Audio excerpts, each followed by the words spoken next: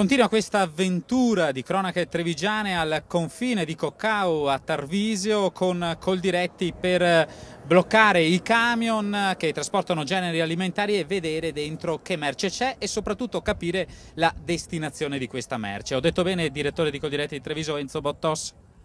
Si è detto non bene, benissimo. Noi siamo partiti ieri con il valico del Brennero, dove già appunto nella giornata di ieri abbiamo visto molte delle cose che da anni stiamo denunciando, stiamo dichiarando ma stiamo anche denunciando.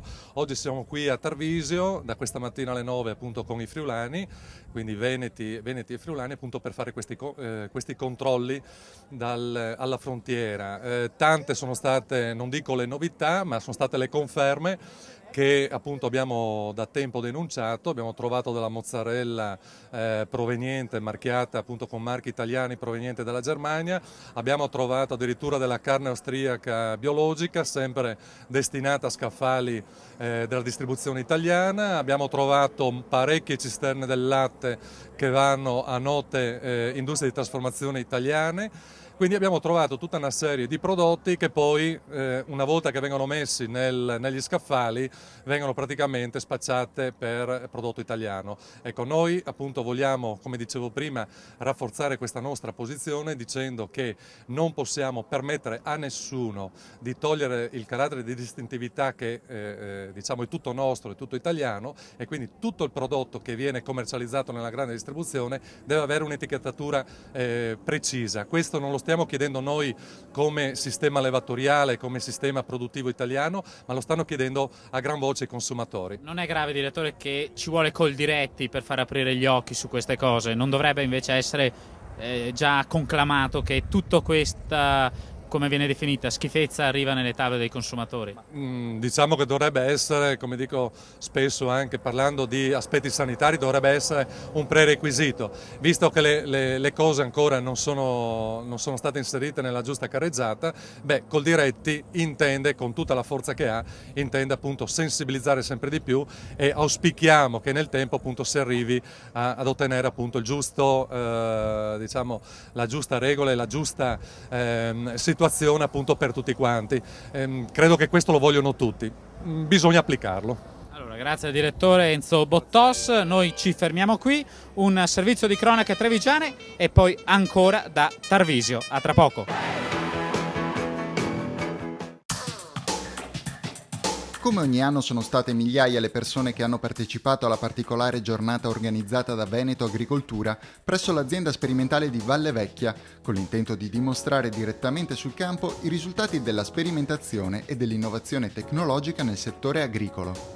Protagonisti di questa quinta edizione macchinari d'alta tecnologia, che consentono all'agricoltura di diventare agricoltura di precisione, anche con l'ausilio del GPRS. Ad introdurci nella giornata il dirigente del settore ricerca e sperimentazione, Giustino Mezzalira. Oggi abbiamo dedicato la nostra attenzione al tema dell'agricoltura di precisione. L'agricoltura di precisione vuol dire sostanzialmente applicare un sistema GPS come quello che permette di funzionare al nostro navigatore satellitare della nostra automobile, applicarlo alle macchine agricole e con questo fare tutta una serie di diavolerie high tech, come si dice, ma sostanzialmente quello di dosare l'uso della macchina alle caratteristiche di ciascun metro quadrato della superficie agricola.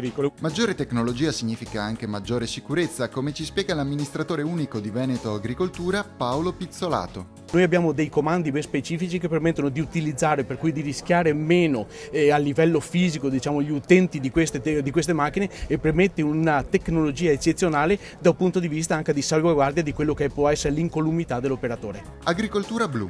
Ecco la nuova frontiera del mondo agricolo veneto, come spiega il vicepresidente della regione, Franco Manzato. L'agricoltura blu e questo tipo di tecnologia abbiamo fatto un calcolo che vuol dire un risparmio del 30% dei costi di produzione. Questo significa qualche cosa anche in termini di reddito per le imprese, che è un punto fondamentale della mia azione politica. Porteremo il contributo della regione dal 30%, che era la caratteristica del piano di sviluppo rurale precedente, al 40%, in alcuni casi 50-60% per le azioni innovative, quindi diamo una mano al reddito. Una regione, quella del Veneto, che si pone ai primi posti nella classifica nazionale sugli investimenti nella tecnologia e nella salvaguardia ambientale del settore agricolo. Siamo nettamente più avanti di tante altre regioni, quel tanto che a momenti ci mettiamo quasi alla pari della Lombardia, che era sempre stata considerata quella più all'avanguardia di tutti, ma adesso, soprattutto con il centro di Valle Vecchia e anche con tutti i centri collegati alla regione Veneto e a quello che opera Veneto Agricoltura, ci sentiamo sinceramente di dire che forse il Veneto sta sopravvalendo a livello nazionale, soprattutto e sopra tutti. Veneto, la regione che trainerà l'agricoltura italiana del futuro. Parola di Franco Manzato. Vogliamo essere leader a livello italiano, molte nazioni, soprattutto nel Sud America ma anche nel Nord America, applicano questo nuovo metodo di coltivazione con l'agricoltura di precisione, quindi tecnologia all'avanguardia, proprio perché c'è un risparmio in termini di costi notevole e questo ci consente di avere una grande determinazione nel portarla avanti nella nostra regione e essere in qualche modo l'apripista per il resto dell'Italia.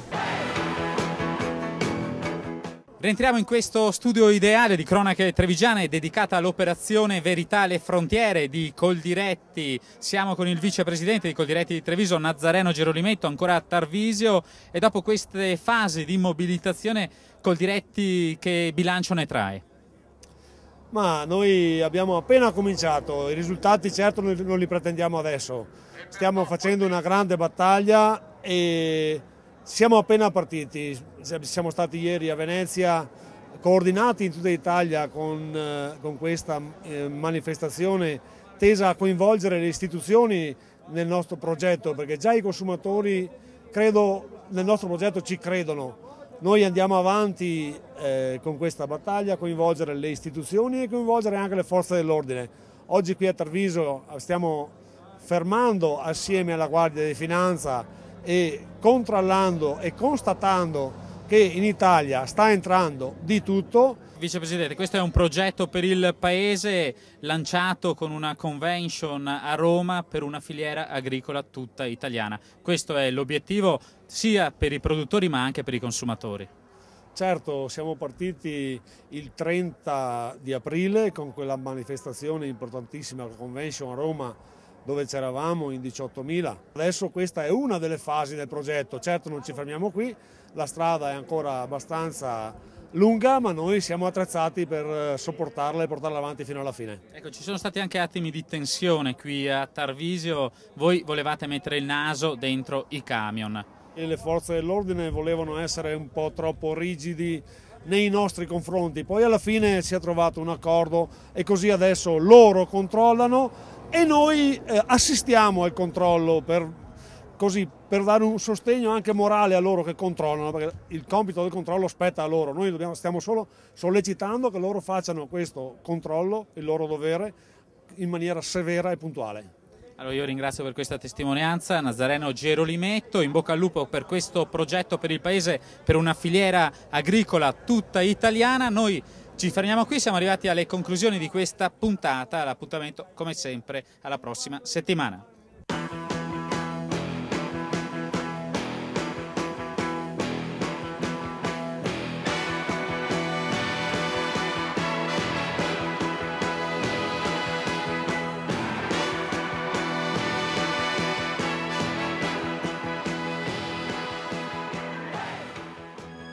Cronache Trevigiane, un programma in collaborazione con Un'Industria Treviso, Casatella Trevigiana DOP, provincia di Treviso.